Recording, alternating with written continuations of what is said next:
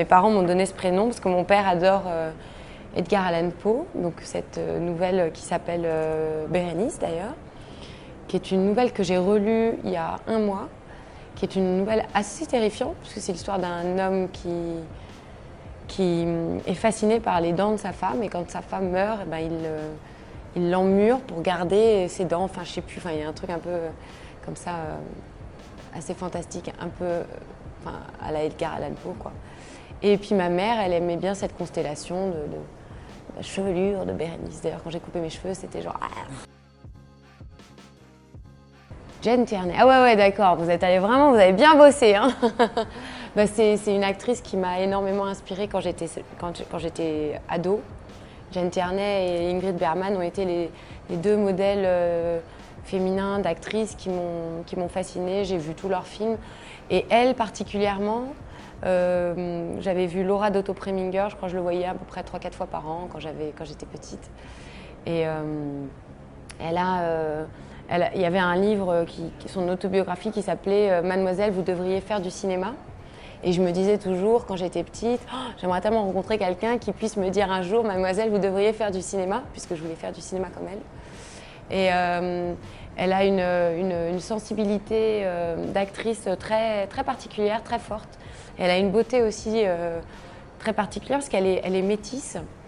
Et puis elle a une vie par contre assez triste parce que c'était une femme qui était psychologiquement assez fragile. C'est le premier film de Michel Hazanavicius, et donc de mon mari. Et en fait, il a tourné ce film avec les mêmes producteurs que moi, c'est Faroudia qui avait produit. Et donc je crois que, oui, ils ont tourné en 97 et nous on a tourné en 98. Et dans Meilleur espoir féminin, qui est donc mon premier film, c'était un personnage qui est actrice et dans un des films dans lequel elle tourne, il y a une avant-première et on voit défiler le générique. Et c'est le générique de Mes amis. De ça, on l'a su bien plus tard. J'adore Beethoven, ouais. J'ai une fascination pour ce compositeur assez forte. Je peux pas dire que je reconnais systématiquement, mais j'aime tout ce qui est piano, violoncelle ou accordes. J'aime beaucoup. Donc j'ai le coffret Beethoven dans ma salle de bain, partout. Enfin, j'ai la liste. Ouais, j'aime beaucoup. Bah, ça c'est mon amoureux, tout bien tout propre. Donc Michel, bah, c'est quelqu'un avec qui je travaille régulièrement. Et je crois que là on va faire notre 5e film ensemble. Donc maintenant en rigolant on dit on fait le prochain film de Asa Bejo. Notre histoire personnelle s'écrit aussi à travers les films qu'on fait, mais pas que heureusement et loin de là. Mais c'est une personne vraiment en qui j'ai trouvé un vrai, comment on dit, alter ego. En tout cas, c'est quelqu'un, on se complète énormément, on travaille bien ensemble. Et puis en plus, c'est le papa parfait de mes enfants. Donc, voilà. J'ai voulu tout de suite faire ce film parce que j'aimais l'idée de la transmission. Donc il m'a tout de suite dit que c'était une histoire basée sur des faits réels, que c'était l'histoire de sa maman et de son grand frère. Et voilà, moi venant aussi d'une famille qui a un passé assez douloureux puisque je viens d'une dictature, je trouvais ça fort de sa part de vouloir aller fouiller dans son passé, dans le passé de sa mère et d'aller raconter cette histoire. Et de la raconter, de la mettre en image.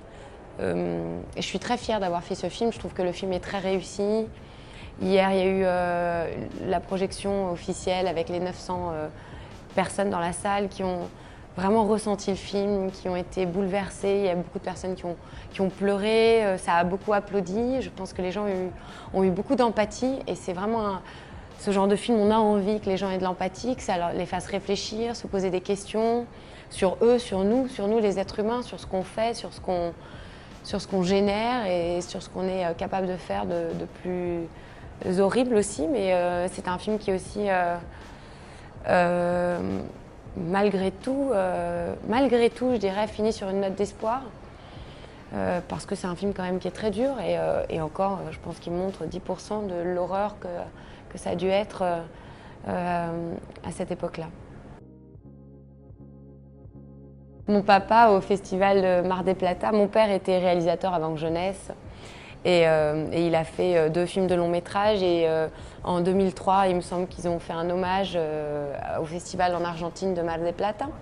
Et c'est moi qui ai vraiment insisté pour que mon père y aille parce qu'il ne voulait pas y retourner.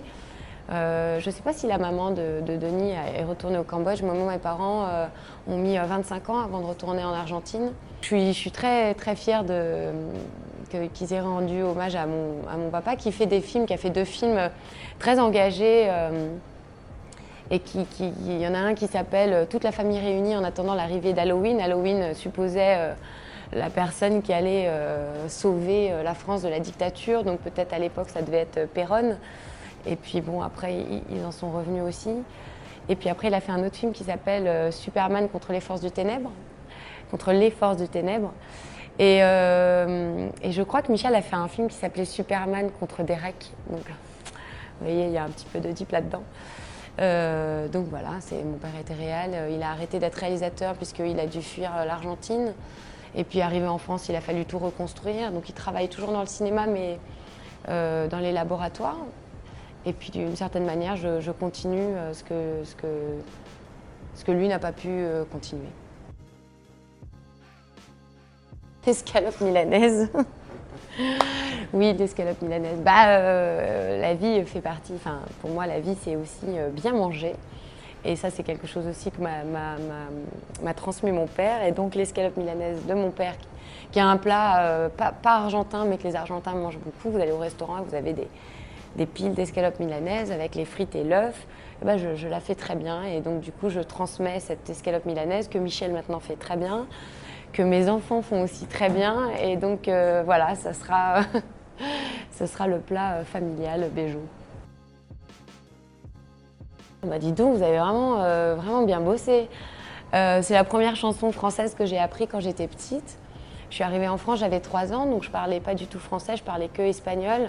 Et donc vraiment, 3 ans, c'est un moment, maintenant que je le sais, vu que j'ai des enfants, c'est un moment où vous pouvez vous faire comprendre enfin, et les gens vous comprennent. Et donc ça a été un moment vraiment difficile pour moi, puisque au moment où enfin j'avais plus la frustration, parce que vers 2 ans vous commencez à parler mais vous parlez pas vraiment, vous commencez à dire des mots mais on vous comprend pas, donc vous êtes vraiment, c'est des moments très difficiles qu'on oublie mais qui sont très douloureux pour les enfants. Et j'arrive 3 ans, enfin je parle l'espagnol, mes parents s'exilent en France et je débarque 3 ans, c'est l'âge où vous allez à l'école en France, donc je me retrouve dans la cour de récréation, petite section, à ne rien comprendre. Et donc je crois qu'à Noël, je devais déjà plus ou moins bien parler. Et Les Feuilles mortes est une des premières chansons que j'ai appris quand j'étais petite. Vous verriez les dernières vidéos que j'ai faites de ma fille. Son délire là, c'est d'aller danser toute nue sous la pluie. Mais et pourquoi je lui ai dit oui, il pleuvait et on a une petite terrasse, elle me dit « Ah maman, je peux sortir et tout, avant de prendre la douche, je vais aller sous la pluie ». Et je lui ai dit mais oui, vas-y, en réalité, vas-y, fais-toi plaisir. Parce que c'est des trucs qu'on fait plus grands, hein, on va pas aller… Et il y en a qui le font, et c'est exactement ça, c'est le plaisir de liberté, de sensation, de la pluie sur vous, vraiment les enfants quand ils ont envie de marcher dans les gouttes d'eau, les flaques et s'en mettre plein les pantalons, et c'est des trucs qu'on fait plus grands, et je pense que c'est ce qui a été très bien capté dans Chantons sous la pluie, c'est que Gene Kelly fait quelque chose qu'on a tous envie de faire, c'est-à-dire mais en mettre partout, et le plaisir de faire de la peinture, de mettre les mains dans la peinture, d'en mettre partout et tout. Donc, et c'est le premier film, je pense, un des premiers films de cinéma que j'ai vu et que mes parents m'ont montré et que j'ai vu 150 fois, et qui rejoint aussi The Artist et qui boucle la boucle de mon envie de faire du cinéma. Grâce à Michel, j'ai pu d'une certaine manière faire un film qui correspondait à la culture cinématographique que j'avais eue avec mes parents. Merci beaucoup. Voilà. Merci pour cette interview très originale. Mais alors là, vous avez bien bossé, quoi. Truc de fou.